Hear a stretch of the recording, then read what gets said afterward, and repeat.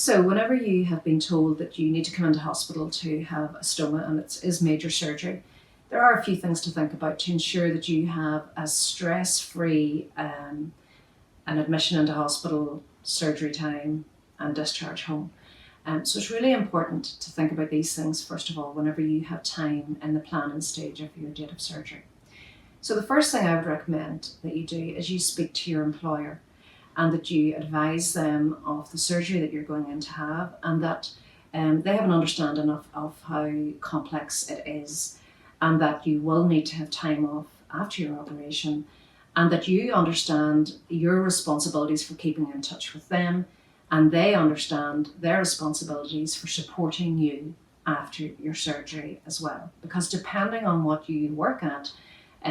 you may need to have a few adjustments. You may need to be able to access a different toilet. You may need to be able to have a different setup of a desk that you can keep your equipment with you and your supplies, things like that, just to make sure that your preparation for coming back to work is really thought about before you even go in for your operation.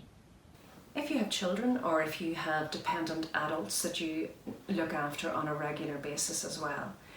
it's really important that you put in a plan before you go into hospital and don't just rely on ad hoc people looking after either your children or your dependent adults. So try and have that conversation as early as possible, because if you're in hospital and you're worrying about what's going on at home, that will not allow you to learn to look after your stoma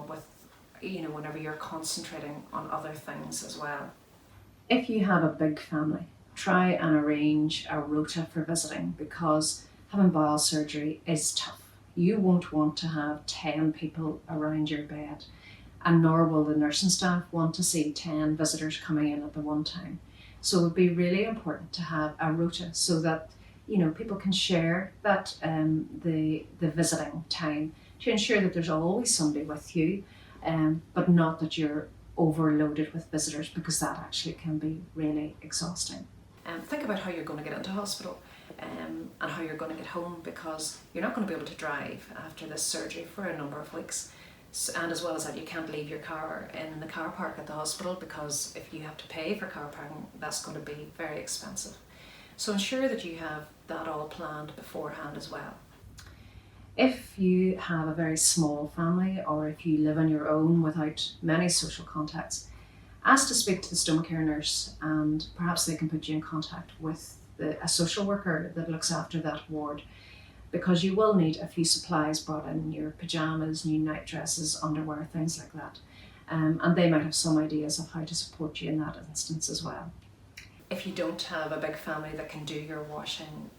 and bring fresh clothes back into you, ensure that you have enough pajamas and underwear with you before you even go into hospital, just so you're not relying on anybody else, that you are self-sufficient. And if you have a little think about the preparation for hospital that we have talked about within our videos, it'll give you some hints and tips about what to bring in with you as well.